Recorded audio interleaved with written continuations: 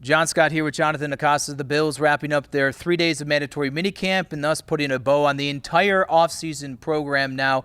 We've been here for all of it here. It's an all-encompassing thing, but we'll start with today specifically, hearing from General Manager Brandon Beane, and the number one topic is obviously the status of James Cook. Certainly something where the team is happy that he's here. General Manager Brandon Beane happy that Cook is here.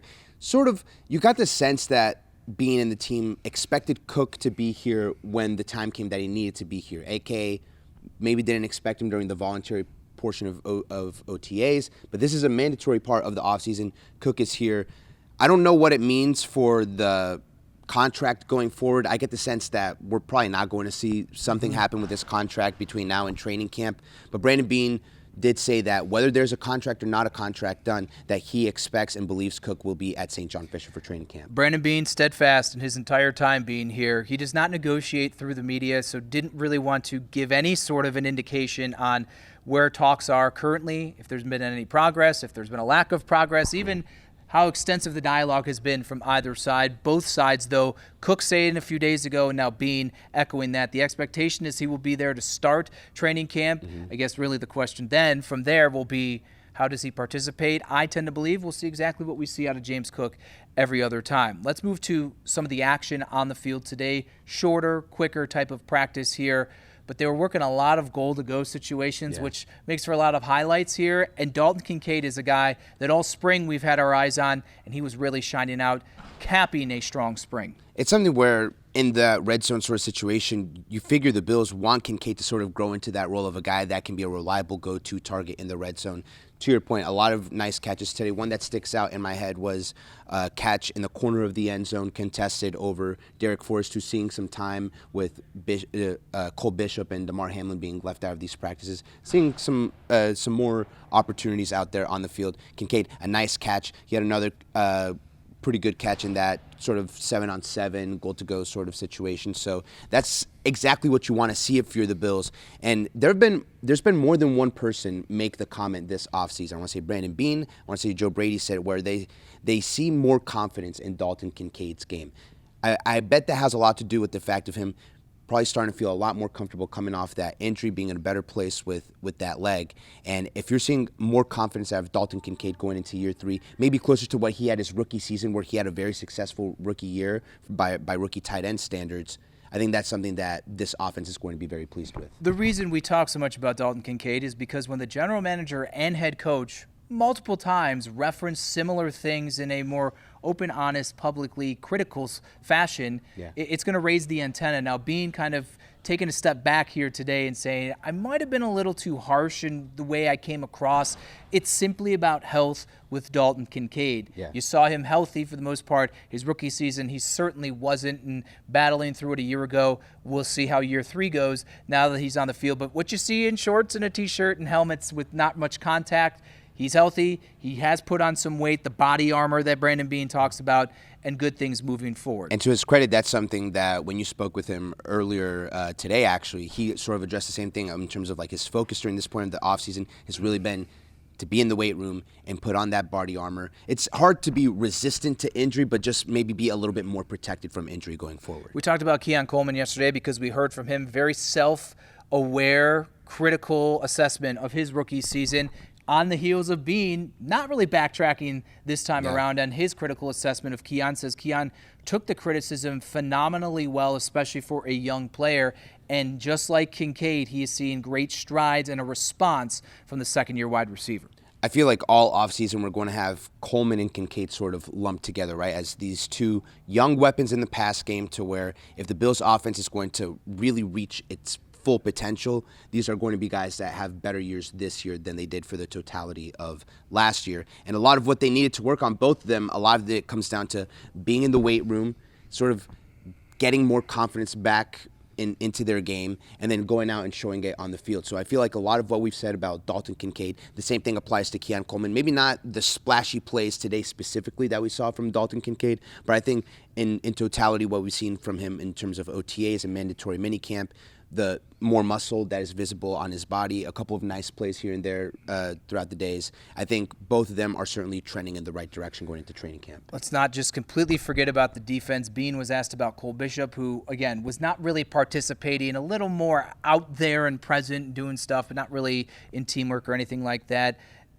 It's there for the taking for him to take that safety job right now, and Beane likes the development, at least he's seen to this point. Yeah, but I will say sort of something that I made sure to kind of note in what he said is like the important thing for Bishop is health and making sure that he's in a place where come training camp he can be out there.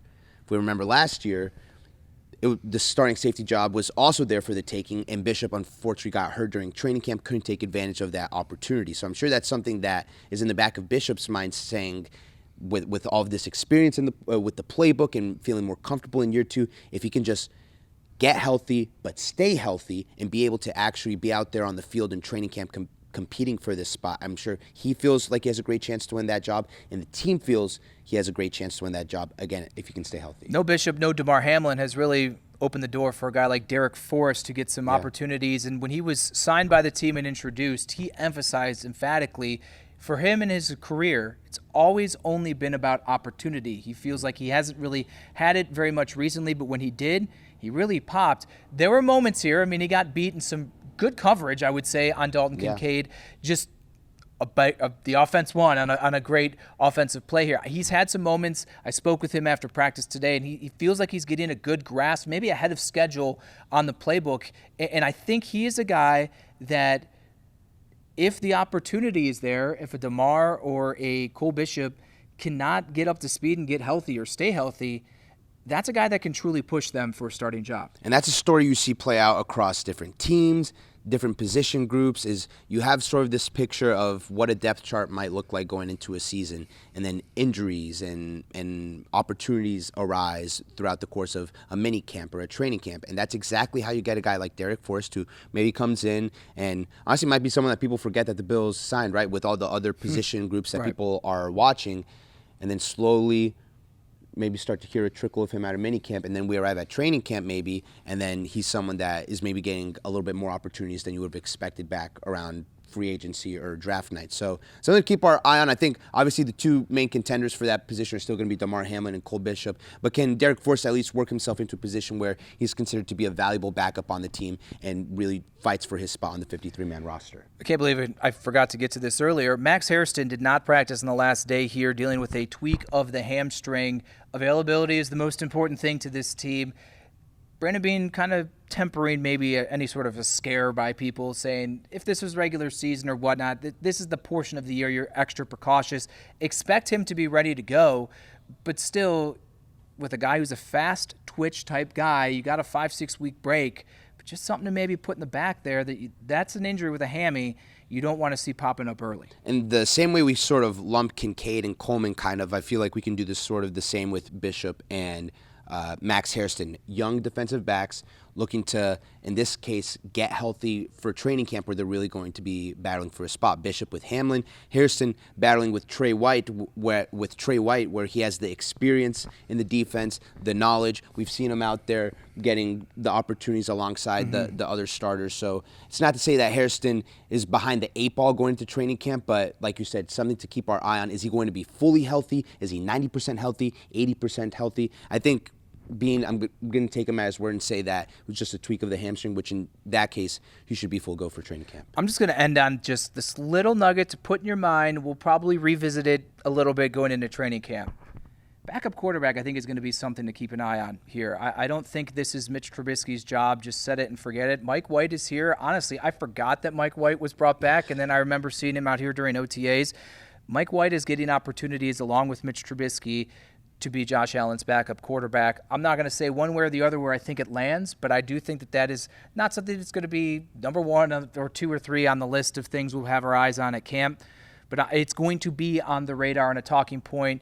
And honestly, backup quarterback has been, even with Case Keenum and things like that, once we hit preseason action, just kind of bookmark that in the back of your mind to say, hey, I might have to pay attention a little bit in these preseason games when Trubisky and White are in the game. Well, I mean, Beane made the point that most positions on this team are up for grabs. Obviously, 17 is going to start at quarterback, but that whether it's Trubisky or White, they have to go out there and show that they're the ones that this team can trust to fill in case something does happen to Josh Allen. And frankly, I mean, in the opportunities that we've seen Trubisky get as the backup, he hasn't necessarily lit the world on fire. You know, he got the start last year in Week 18 in New England. I mean, they go and lose to the Joe Milton-led New England Patriots, right, where the Patriots win and fall out of the number 1 overall draft pick. So it's not necessarily like Trubisky has gone out and shown them, hey, I'm like a really good backup quarterback. So, and Beane had plenty of praise for Mike White and what he's seen from him in terms of before his time in Buffalo. Even talked about when he was cut, I think, from Miami, how that wasn't necessarily like a football decision, but more of a